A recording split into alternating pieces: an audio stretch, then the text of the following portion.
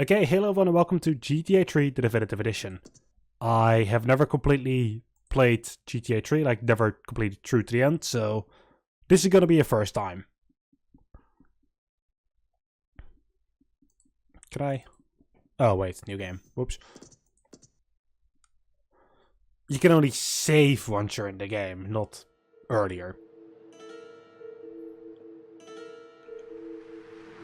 I might need to go over all the settings after this.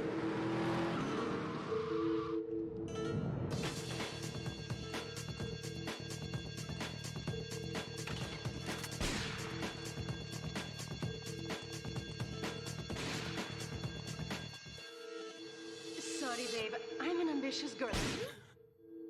You're just small time.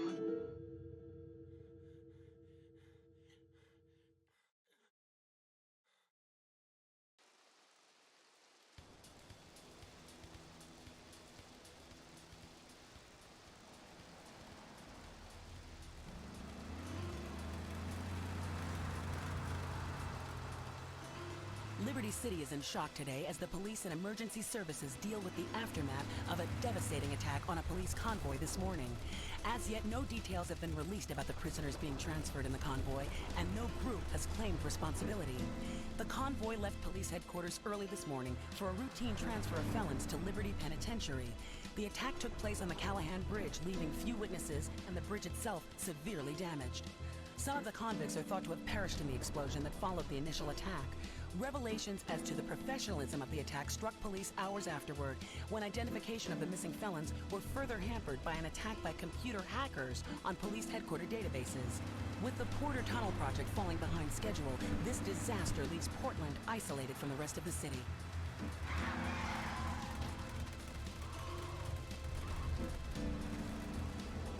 Come on! Señor Dickhead!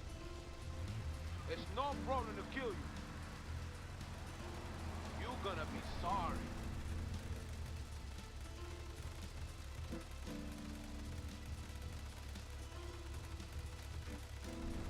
Aye, get lost.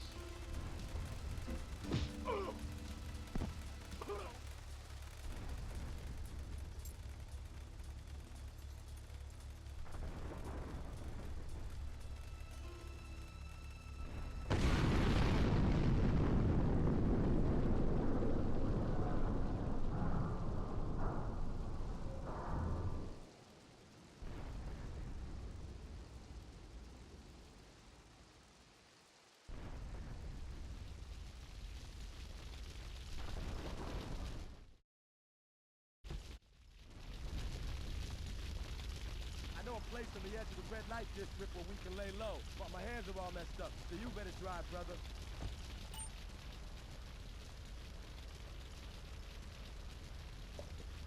And there we go, we're officially at the gameplay.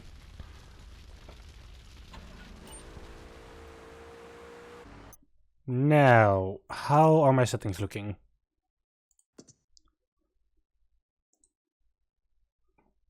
Yep.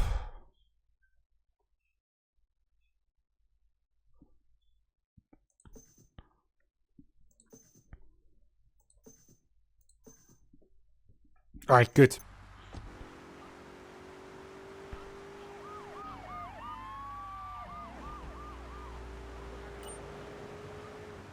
Use the radar, I know.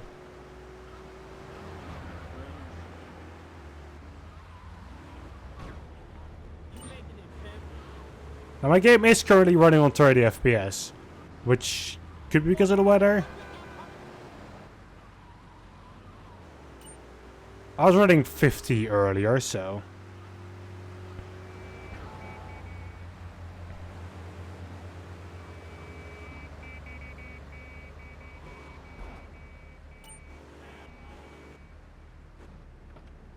This is the place right here. Let's get off the street and find a change of clothes. I kinda want to get that bat.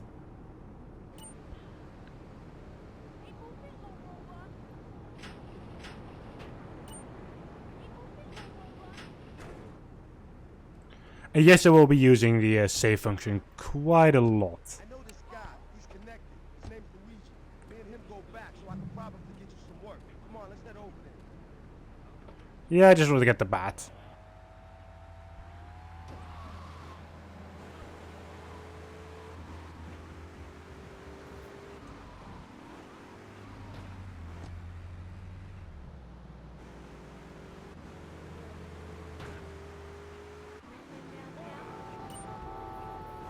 Okay. Let's go around the back and use the service door. I stopped before it, but sure.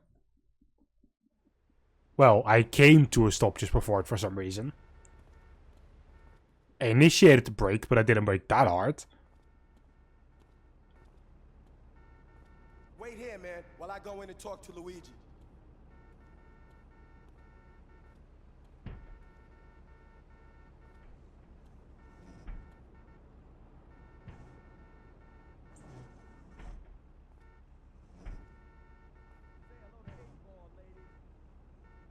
Eight Ball's got some business upstairs. Well, maybe you could do me a favor. One of my girls needs a ride, so grab a car and pick up Misty from the clinic, then bring her back here. Remember, no one messes with my girls. So keep your hands on the wheel. If you don't mess this up, maybe there'll be more work for you. Now get out of here. Can they stop beeping their horns at absolutely nothing? You best be calling your mama.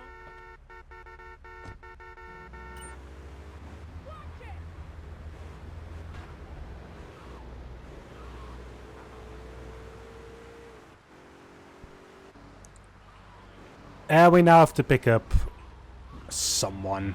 Which, yeah, sure, whatever. It works, I guess.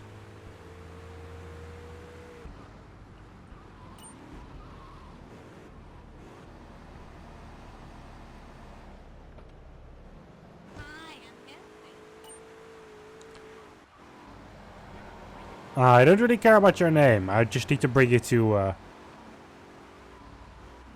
Luigi over here. People are already shooting. There we go.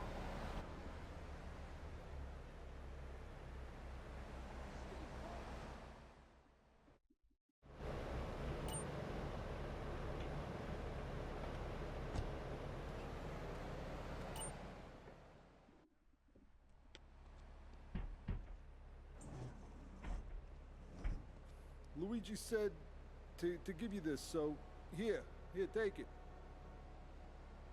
There's a new high on the street. Goes by the name of Spank. Some wise guys been introducing this trash to my girls down Portland Harbor. Go and introduce a bat to his face. Then take his car, respray it. I want compensation for this insult.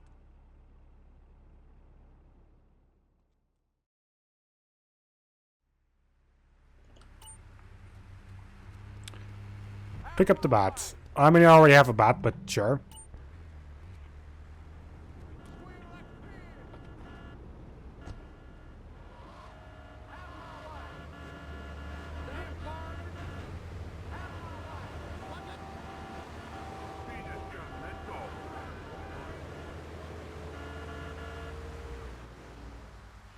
Now the job is simple. Go to person, beat him up with bat, steal car, bring it to pay a spray, and start the lockup.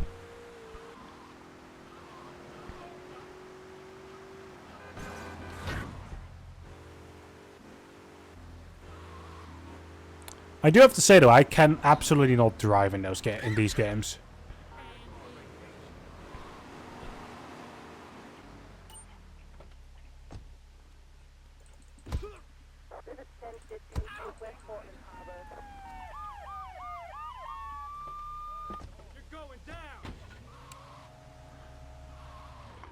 Are you yelling timber, however?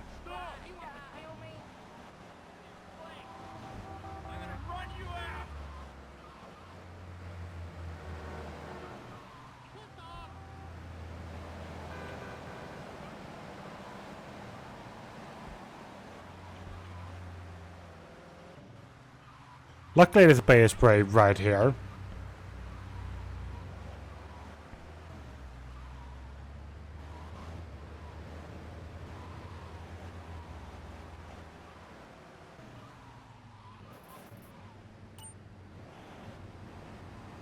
Tutorial mission, so it's free.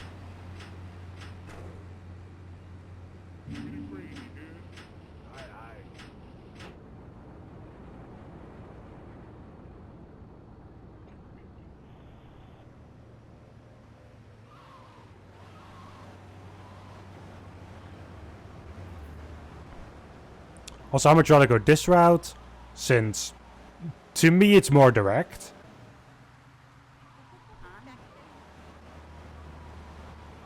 The game sometimes gives you routes that feel very indirect. And very... eh.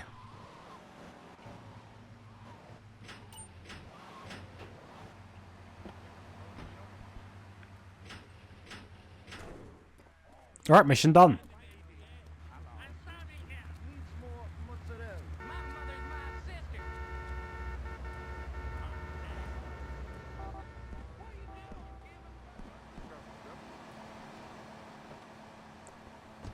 Yoink.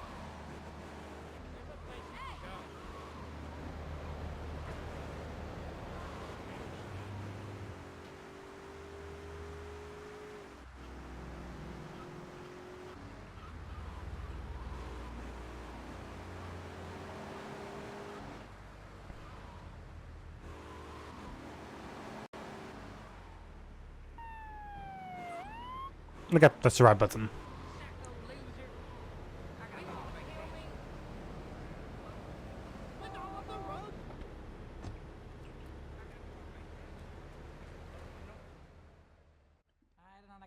What am I gonna do? Wait. Hey, I gotta talk to you. All right, Mick, I'll talk to you later. How you doing, kid? The Don's son, Joey Leone. He wants some action from his regular girl, Misty. Go pick her up at Hepburn Heights, but watch yourself. That's Diablo turf. Then run her over to his garage in Trenton and make it quick. Joey ain't the kind you keep waiting. Remember, this is your foot in the door. So keep your eyes on the road and off Misty.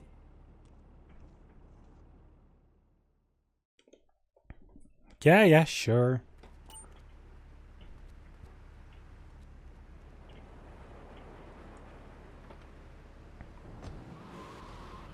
So I need to pick her up. Jesus Christ.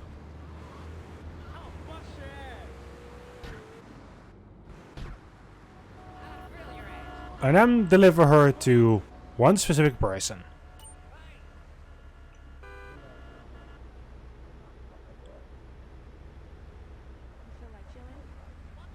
And then she takes eternity. Oh no. I was like, she takes eternity to get there, but apparently not.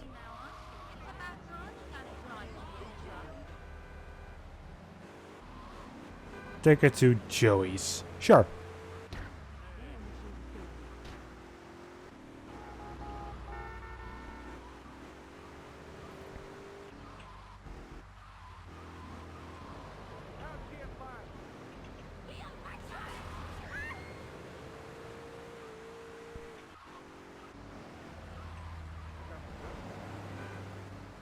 There's a bit of shooting, but here we are. You wanna kill me?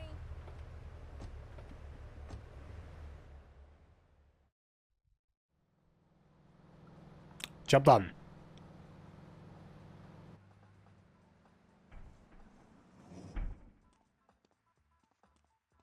Joey! Am I gonna get to play with your big ends again? I'll be with you in a minute, Sparkplug. Hey, I'm Joey. Luigi said you were reliable, so come back later. There might be some work for you. All right? Yeah, sure. Oh.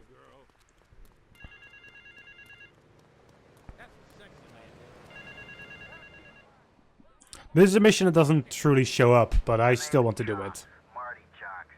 I run the bitchin' dog food factory around the corner. I got money troubles, but hey, who doesn't, right? I'm meeting my bank manager later. He's a crooked bastard that keeps bumping up the loan repayment so he can cut a slice. Take my car, pick him up, and bring him back here. I got a little surprise for that blood-sucking leech. This is easy enough. I literally did this mission to test out like how well things were working today. It's simple. Grab his car, get the guy. Oh, it's pretty much, I don't know out of my head where he is.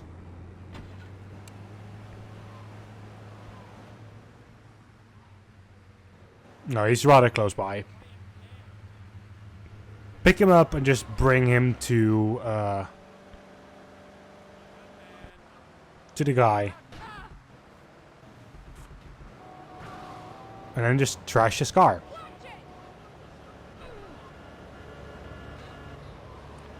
How many taxis here? Jesus.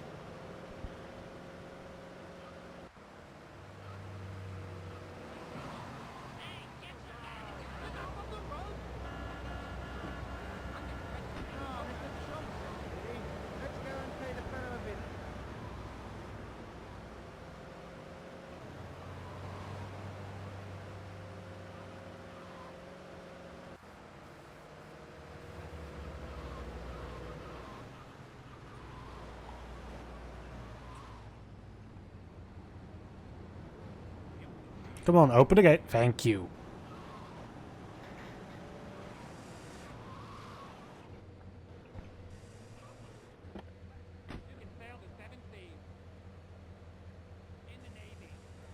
Now he is slow because he walks.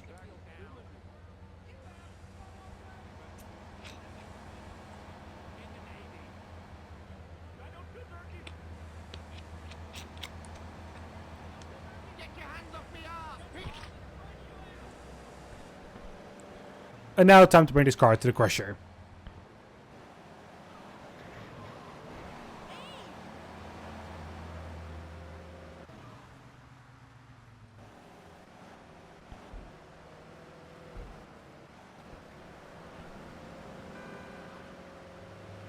Which is just simple enough.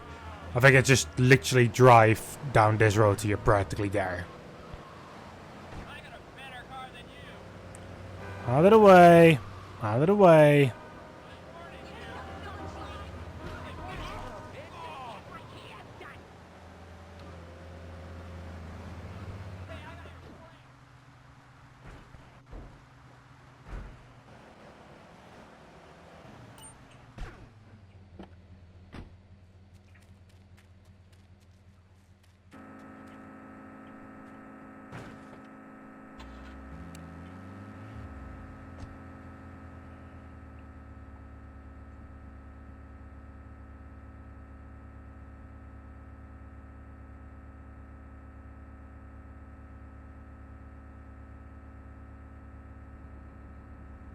Beautiful.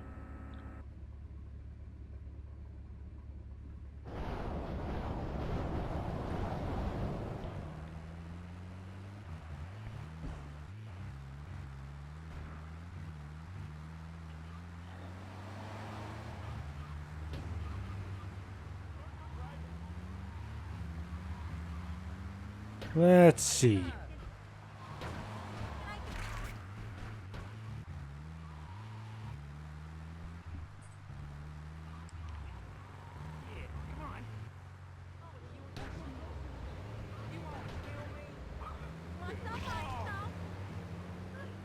Luigi, what do you have for me?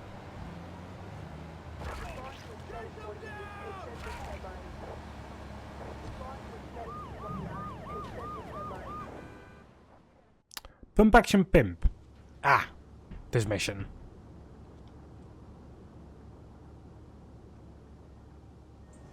Some Diablo scumbag has been pimping his scuzzy bitches in my backyard. Go and take care of things for me. If you need a piece, go around back of Ammunition opposite the subway.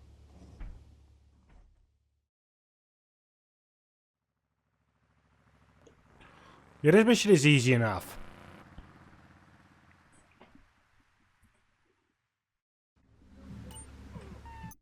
Also,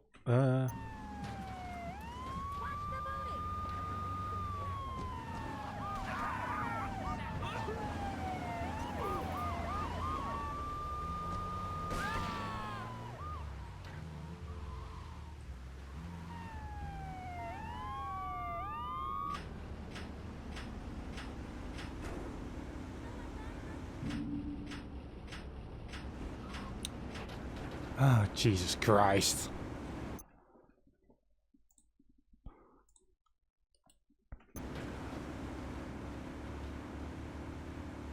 Beep boop. Don't sound too excited, Riddle. Calm down. I had the stream open, I just hear you go, oh, Jesus Christ.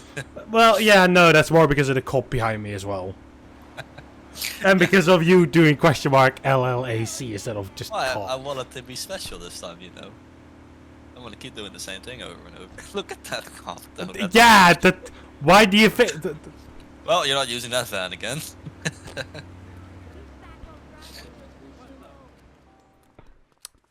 Ah, oh my beautiful. God, those running animations look even worse with the new graphics. Somehow that ends up making it work. Yeah, I mean. Oh. I haven't seen this game in forever.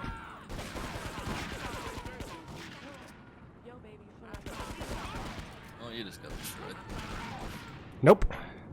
There you go. Didn't even need what I didn't even need the piece that I should have gotten from the ammunition. Yeah.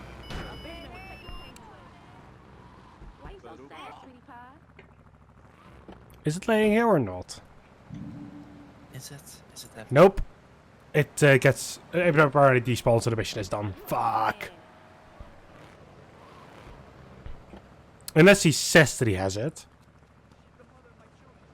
I got all your own defense needs. Nope. It would normally have a voice line if he left something behind back, but nope, that's mission only. Oh well. Oh. You know which like quote-unquote old-school GTA game I want to kind of remaster like this? Well. Again, Vice City Stories. Ah, yes, the story games on they were on PSP and PS2. Yeah. I'm correct. So I really liked Vice City Stories because of all the businesses you could go out and buy shit. Like you Yep, had like you had- little you had to headquarters defend- unlock and buy. You had to upgrade them, and they'd actually physically change. And you had to actually defend them and take them over. Yeah, exactly. I mean that game was good. I've seen a speedrun of it lately, so. Of course, yeah. They'll be looking for some old school action. Now I got It's gone to the point I think you're speed running, watching speedruns at this point. I'm currently in a watching a speedrun, and this is a 50-hour speedrun, 50 to 60. It's Pokemon Mystery Dungeon Blue Rescue Team, and then the Recruit Them All. You see, speedrunners are weird breed of people. Imagine putting 50 hours into a single run and not winning, like not sending it to high school or whatever. If you fuck up, like this, I've seen some like weird strategies in like games like GTA 5, where during like certain missions there are like different techniques and skips you can use, and some of them are like really risky. And I've seen people like fuck up like complete runs, like 8 hours into a run. Like, that will make me want to absolutely commit suicide. Damn. I guess though it's still a win for the speedrunner because they fuck up the run but they get fun content, so win-win. Yeah, I watch specifically GDQ and ESA. I don't know either of those people, so they're not people; they are events. GDQ is Games Done Quick, and ESA is European Speedrunning Assembly. Fair enough. Which means that a lot of speedrunners like go to those locations and do runs. That's how I met. That's how I found out Kuru, who does a lot of the Need for Speed speedruns. That's fitting. It's literally in the name. And the same counts for Joshimus with the GTA speedruns. He did Ballad of Gay Tony 100% in something like 6 or 8 hours. Fair enough. And that is on full 100%. Which is interesting to me because that means he also got all of the What are those pink birds called again that you would normally find? Flamingos? Yeah, those. There's like 100 flamingos. No. Yeah, there are about 100 flamingos in that game, just hidden. And to get the 100%, you need to get all of those as well. Sweet. And it's actually quite satisfying to watch. I bet. I mean, a good run done well. I mean, it's pretty nice. I mean, I'm not interested in doing speedruns or Same. spending a lot of time watching them. But every so often, you know, especially if it's a game that I know quite well, it is interesting to see, you know, how they play the game and see the different techniques that they use that I never really thought about. Mostly because I'm not, you know, doing speedruns, so I don't really care. Just interesting ways you can kind of cheese the game, or like if there's no like cheesy way to do it, like a tactical way of doing things. Yep. It's quite inefficient. I have found that for the most part, I like the runs that are a little bit more less glitchy in nature. Because you know, there are runs out there where you easily break the game and just like phase through maps. Want me to give you the secret to Chinatown Wars? Speedrunning that? Breaking the game? Yep. Question mark? Yeah. You just save like before the very first cutscene. You load that save, bam, you have the final mission available to you, the second half of the final mission. Jesus fuck, how broken is that game? You can literally speedrun that game in 5 minutes. That's insane. Which, of course... If you can speedrun any game in 5 minutes, you know something's broken as hell. Yep. But I think it's a failsafe that they put into the game. Because you technically can't have a mission open and you can't save during a mission. But because you practically save before the first mission. Yeah. Right. Oh yeah, also, there's been some light drama when it comes to the DCS community again. Not a community that often sees drama, to be very honest. This is kind of surprising. Because, you know, this comes, and this is true with any game, with any like audience, target audience for a game. You know, the DCS community consists of, you know, I'd say, you know, pretty mature people in general. Like, you have to be, you know, for the most part, if you look around the community, there's a lot of like just like men in their 40s or like active duty air servicemen or former pilots. You know, people that know their shit. So, not the type of like 12-year-old fanboy that's going to get outbursts about any fucking thing that they don't like. Looking at you, Fortnite. Yikes. But there's been some, name drop. It takes a while, or it takes a lot of effort to really piss off the DCS community, and the same company has done it twice in a row now. That's so unnecessary because they are, you know, they're on the way to releasing probably the most popular, you know, module to DCS yet, which is the F-15E, the Strike Eagle. Now you've heard me talk about that thing a few times. Only a couple. Arguably one of the most, if not the most, you know, looked forward to module out there at the moment. Just because of how awesome the thing is in real life, you know, how capable it is, and people could just only imagine, you know, amount of fucking fun you can have with that thing in the sim. Now, previously, you know, the release for this thing has been hotly debated and anticipated on, and now we're really, you know, approaching the end times. You know, it's due to release anytime now. So, some time ago, they released a little trailer, and then I believe on some post following up on that trailer, when everyone asked about the, oh no, it was actually in the trailer, never mind. Everyone was asking about the release date, and in the trailer they said 2 weeks. Which was a complete fucking lie, by the way. Oh yeah, just about everyone off. I talked about this incident before. Yeah, you did. Yeah. So, you know, that kind of, you know, put everyone on the back foot, thinking, you know, that was a kind of a dick move, but alright, whatever. So, well, it just fucking happened again, dumbasses. So they made, you know, they released another trailer, and then they did, I think, put this in the trailer as well. They've now since re-uploaded to actually fix the little announcement. So you see the trailer, you see the F-15, you know, they you know pull some cinematics, make it do some cool stuff. You know, because it's DCS that it's all done in engine, so you know even cinematic trailers, you know, they're pretty accurate to the experience you have in the game. Because DCS doesn't actually do cinematics, you know, like I did. The way I did them was just you record them in the game. That's just how it's done. Yeah, fair. So it got everyone really excited, and then at the end they basically like fade to black. Then you know pops up the logo, dramatic music, and then you know they display on screen the text saying 3rd of February. So everyone, you know, rightly figured out that this is the release date.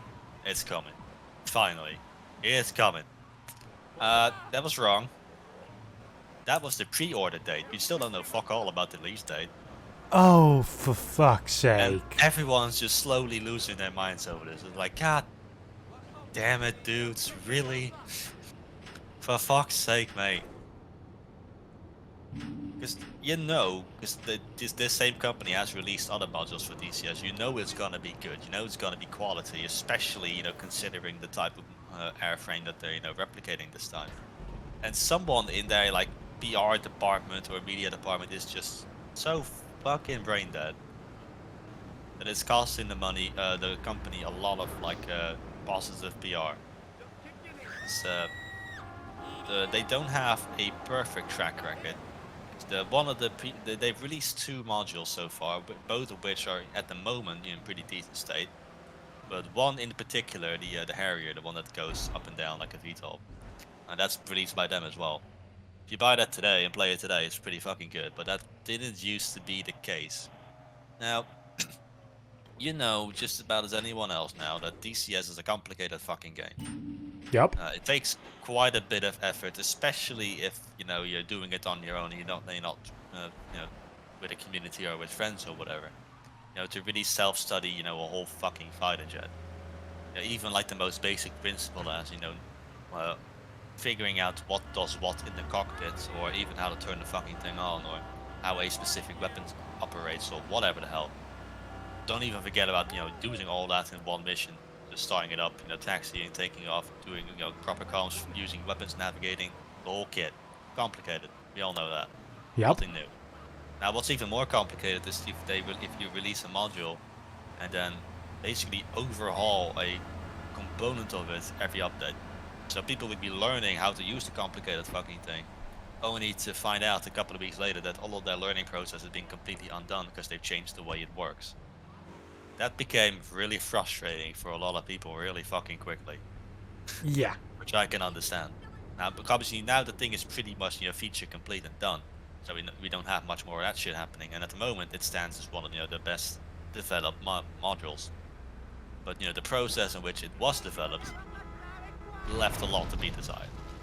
So this company needed a big win, and they've, considering how they've delayed the F-15 plenty of times now, you know, it goes to show that they have probably learned from their mistakes, and they want to get every feature out there in a relatively, you know, finished state, so they can still tweak it but not completely change it.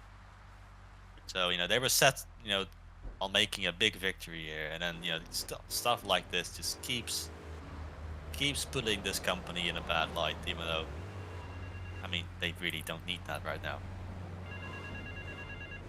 Because, you know, once people start kind of losing faith in company X, Y, or Z, what's gonna happen is that, you know, not a lot of games are being sold. Break into my apartment and steal some stuff so I could claim on the And in insurance. terms of DCS, The thieving word of bastards are mouth threatening to goes tell the insurance company probably if I don't give 'em a cut. longer than any other company and any other game does, because, you know, if it turns out that this module's, you know, not developed well at all, or kind of similar to the way that the area went down, a lot of people are not going to actually go and get it initially.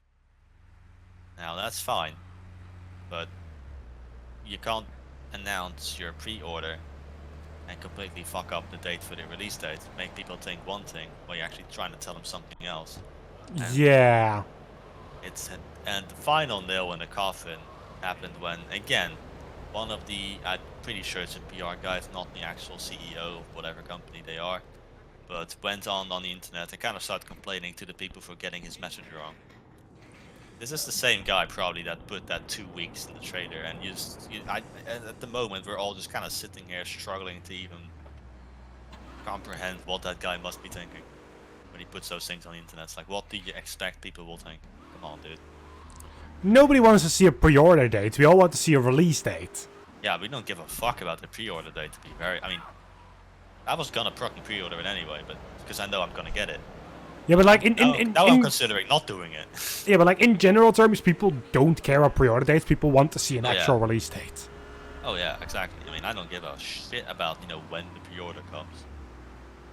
That, you know, there's not something I'll fucking set on an alarm clock for and take a day off for. It's like, oh, I can't wait to pre-order it. That's for the release. That's what everyone fucking cares about. I mean, I know that, you know, the company cares about the pre-order date because that's when they can expect money. We don't give a shit. Every CEO probably has the pre-order date like locked in a calendar. He's set to take a week off work, you know, go on a vacation, get all that pre-order money. But us, you know, us consumers don't give a shit. And that's just, I mean, a clear, big-ass disconnect between the company and the player base at the moment, which, considering their previous track record, is not a good sign of things to come. Which is dumb for the company that's set to probably, you know, make the biggest win out of all of them. There's another module that's coming out, is the F4. Now this is a much older module, so, you know, it's a more niche kind of thing. I mean, DCS is a niche community to begin with, but this is like the niche among niche. Like, most people, they want to have the more capable, you know, modern airplanes, as opposed to the old janky pieces of shit. Because, you know, as cool as they are, most of the time you'll be playing with the more modern one, and you'll use the, you know, the less capable one, kind of as just kind of like target practice. Old dusty sports car that you know you take out for fun every so often, but you know, for your day-to-day work, you're taking out that family-friendly, comfortable sedan with its, you know, fucking Bluetooth radio and its air conditioning. But the company that makes the F4, those are the same guys that made the Tomcat, and Tomcat has kind of been established as the holy grail of modules in DCS. Not because of how capable it is, because, you know, it's an older one. It's quite lacking. Not because the modules made wrong, just because the, you know, IRL airplane was limited by the technology at the time. And yet still, it's one of the more popular, you know, modules out there, and the quality of it is, it exceeds even the modules put out by the developers of DCS themselves. Like, it is the benchmark for everything. So now we've got this funny situation where they're releasing a arguably less popular module, and they're still winning over the Eagle right now, which is just mind-boggling. How do you fuck that up? Easily, apparently. Yeah. Very easily, and it's beyond frustrating for the player base, because, you know, this is a personal preference for me at the moment. I kind of looked forward to the F4 more than the Strike Eagle, mostly because, I mean, I'm gonna get them both anyway, but the Strike Eagle is pretty damn good. Yeah, pretty damn cool looking, sure. Pretty capable, all that kit, but it's another modern jet. The F4 at least is going to be, you know, a different kind of experience, because, you know, how dated it is. And it's also an aircraft that I've kind of always been very enthralled by, because this is one of those things that, you know, little old me, you know, 10-year-old me, that definitely wasn't supposed to be, you know, playing any violent video games, was, you know, playing Battlefield, as I usually did, because my dad just didn't give a shit. And one of the first games that I actually played actually had the F-14 in it, which is how I recognized that thing to be one of the coolest fucking jets ever, you know, created. But this was back in the age where I didn't know fuck all about fuck all. So I didn't know what the fucking F-14 even was, or what it's called, or what it does, or what makes it special. I just saw its wings move, and I went, yup, that's badass, I like that. And so when I started playing DCS some, you know, fucking time ago now, and I started getting more comfortable with it, I looked through the list of modules and I saw this little thing called an F-14. I went, huh, that thing looks familiar. And the moment I realized what it was and I connected that to that old childhood memory, I went, holy fuck, this is awesome, I need this. I've got a similar story with the F4. That one also showed up in a video game.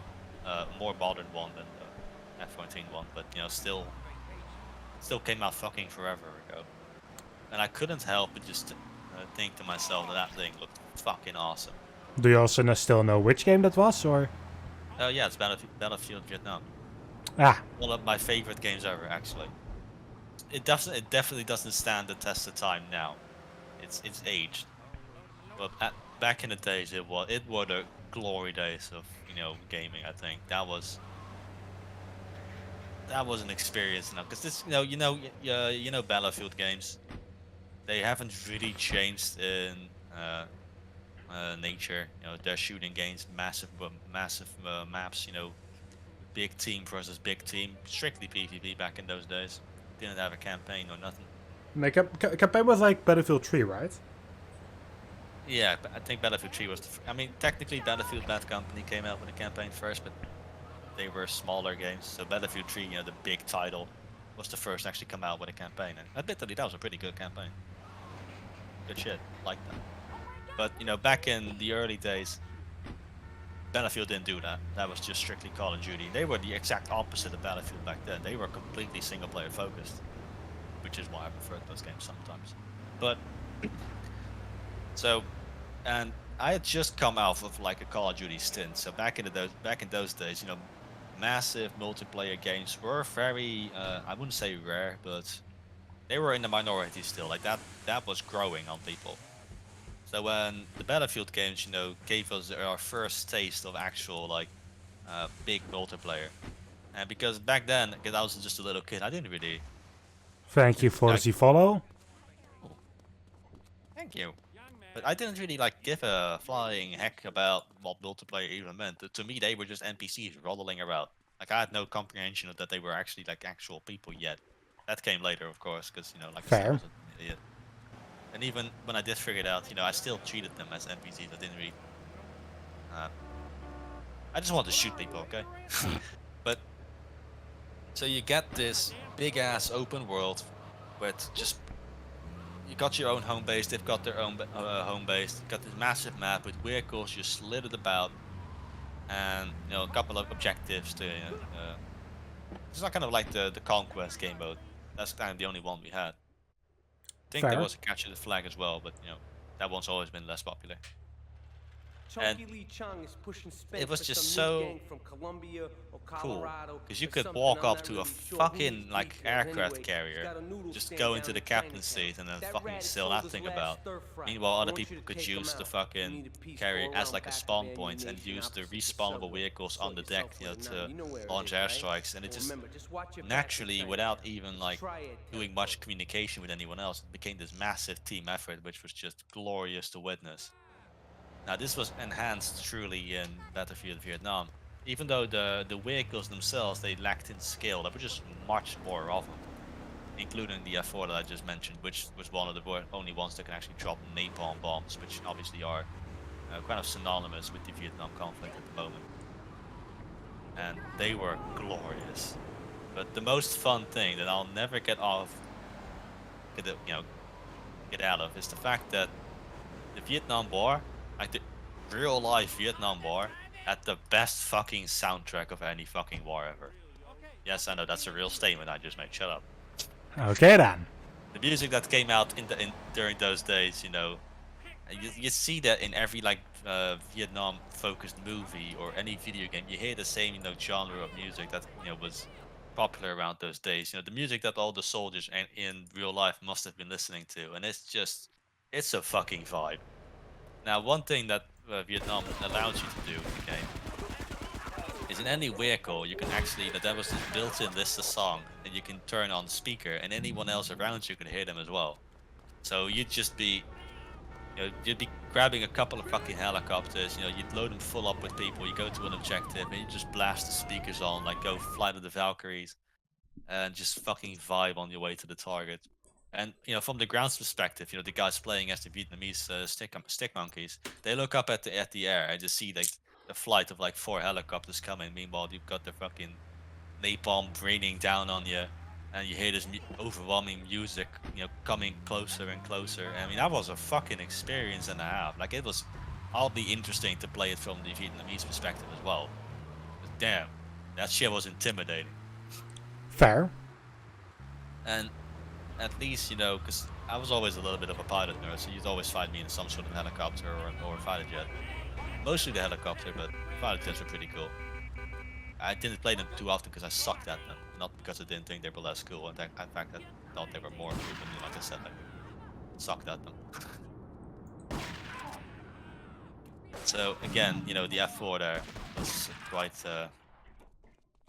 an experience, because you could fly over a village, drop a napalm bomb, and just burn that whole shit down. Doesn't sound too like it's very groundbreaking now, but back then that was dope shit. That was not an experience you could have in any other game. So cool stuff. So now the F4 is coming to DCS, and I know it's going to be more finicky because it's old. It doesn't have any like cool flight assistance, doesn't have any like displays or computers or fancy fucking weapons or whatnot. In fact, it'll probably be one of the more finicky and frustrating modules to fly, just because of that's the way these jets were back in the day. But this is my opportunity to finally really learn what that jet I've always been interested in is all about, which was the same thing that drew me to the Tomcat, just a curiosity to see what is this thing actually like what must it have been like for pilots flying this thing at the time, and so on and so on. Fair. So yes, even though the Strike Eagle is arguably the much more capable, much more exciting module, I'm that little dumbass that still probably wants to see the F4 a little bit more, just because it's I don't know, it just relates to me a little bit more. I've always had some weird interest in it, so can't wait to see it. Now that company has been very radio silent about pre-order dates or release dates or whatever, which I think is just a better approach. If you don't have anything to say, don't fucking say anything. Yep. Which the other company could learn something from. Dumbasses. Alright, we're gonna hit the payroll van. It leaves the edge of Chinatown every day. But yeah. Bullets won't even dent the van's Speaking armor, of so get a drama, car I suppose. and ram it off the road. Now hit it hard. There's this little kid we both know. His name is Glavic. Take it to the warehouse. He's finally reappeared. My guys are gonna take over from there. And I won't be doing its rounds all day, so don't hang around. Well, he's in the fucking squadron I'm in. So, great. Yikes. Now, he's been, funnily enough, and this is the funniest thing actually, is he's never stopped really playing DCS, which I suspected. But for the most part, he's basically just like exclusively flown that attack helicopter. Which is kind of funny because, like I said, that's the easiest one. So it makes the most sense that that's the one he chose to actually fly. Because it's probably the only one he's actually good at.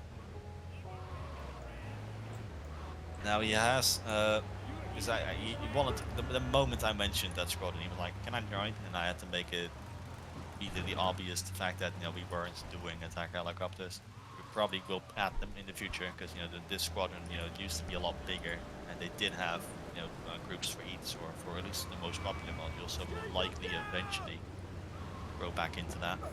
But for now, I told him, like, listen, if you want to fly Apaches, it's not happening. Not now, anyway. Because we can't diversify with a whole 3 fucking people in the squadron.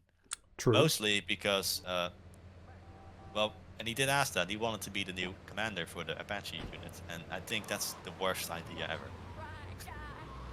Somebody who has hearing issues. Yeah. And isn't very experienced and just a little bit young still.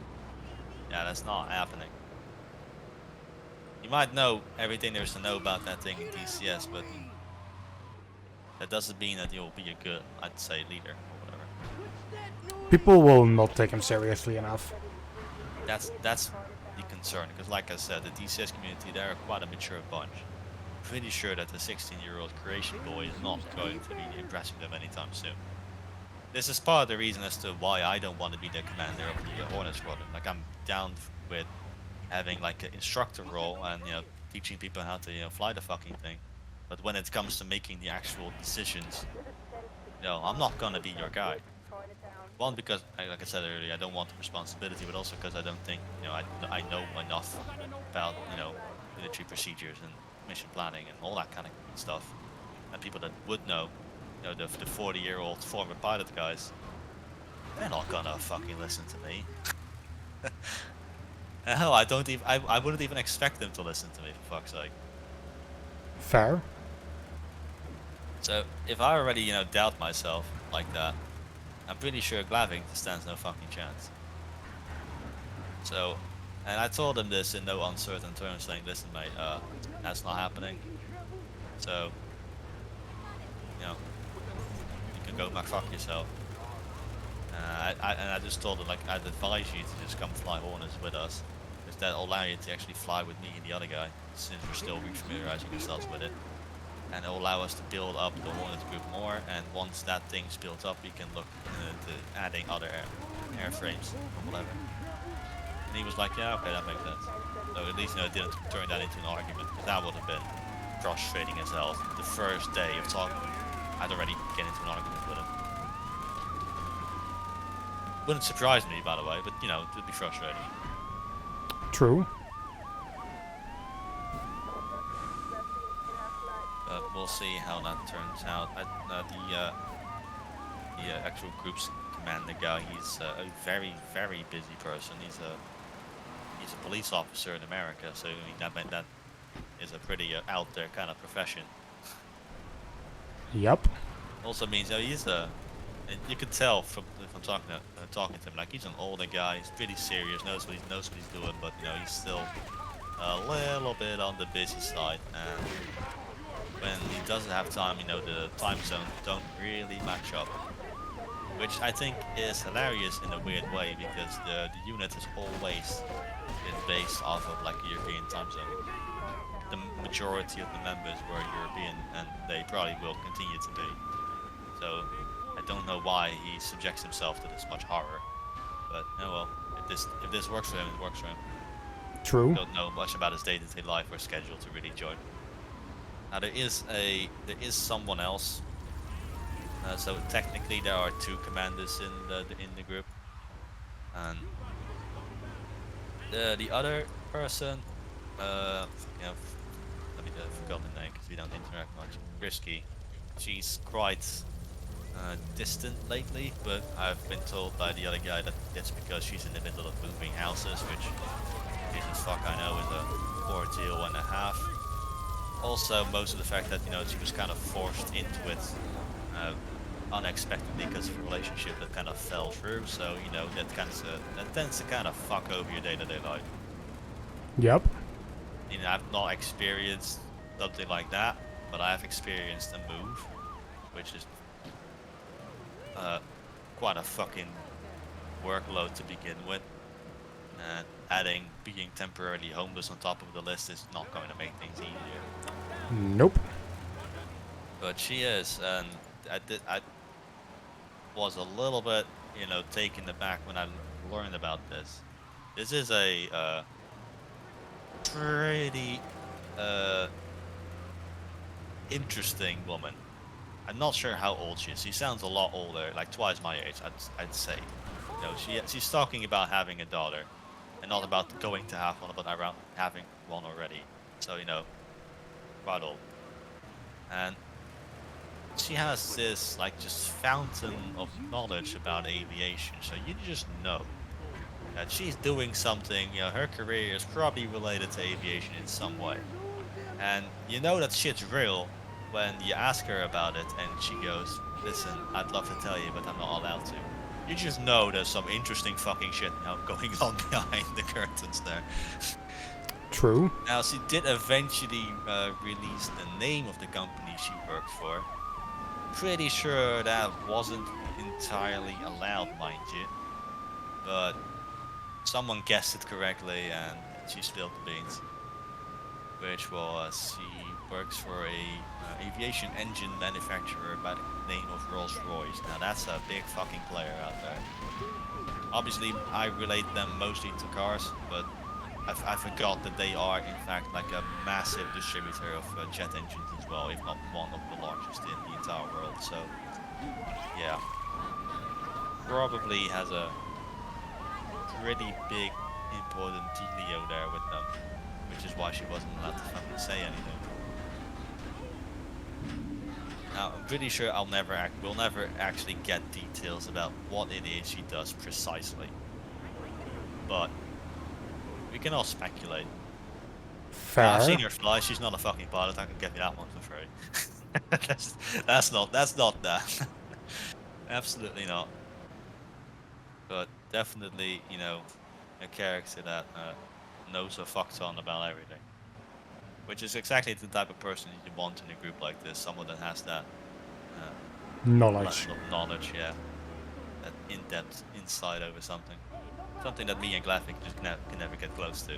Because, you know, you can only learn so much from doing it online. I think, you know, Glavik and I are both decent, you know, DCS players, but we're not doing more than that. People that, you know, do something like this IRL, you know, they'll always have a step up over us.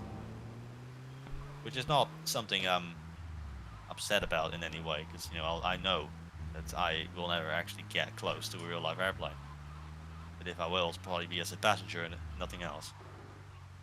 Fair. And I don't expect that situation to change in my lifetime at least. Maybe, you know, if I can be reincarnated as a fucking bird, I can get sucked up into one of those engines. Yikes. But that's the only other alternative I see. Goddamn. Because, you know, if I do get lucky and I get like reborn and whatever, I know I'll just be the same fucking dumbass. So even if I do get reborn, I get a second chance at life. I don't know, I'll just be still as dumb as I am today. So I'll still have no chance. Fair. So it's not even impossible in this lifetime. It's possible in every lifetime. So I can just go back fuck myself. But oh well. Fuck the mission I just did.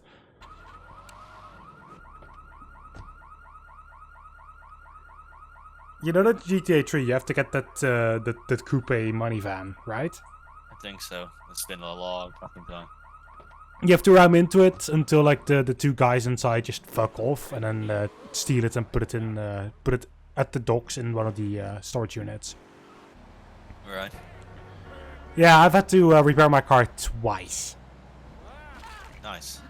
Yeah, the first time I just had 4 stars, which you just don't want during that mission. And the second time it was just so I could safely get it to the van and not have the cops anymore at all. I just saw one of those NPCs try to jump away from you and just jump directly under your fucking wheels. Yeah, they do that. Fucking dumbass.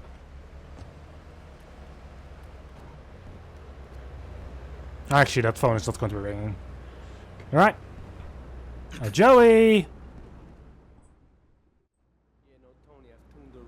But I do think that it's kind of hilarious, and it's probably, you know, it's going to be an experience and a half. The fact that, you know, I've got this really insanely, you know, knowledgeable fucking, probably flight engineer or something like that. I've got a cop from the USA, which it was, you know, a pretty serious dude, and I've just given him Glavik, like, deal with that. You could not be more different from one another. Yep. I give with the fucking Glavik of all people. Oh boy. I'm really curious to see how long that'll actually last. Less than a week. Yeah, well the thing is that I think it's lucky the fact that we don't do an awful lot yet, because, you know, we're still slowly, at least I'm still slowly teaching the one guy to fly the fucking Hornet again. I'm pretty sure that he is in fact waiting for Risky to actually come back to a more active position before, you know, he makes any big changes or starts doing important stuff with the group, because, you know, they do lead the thing together. Fair.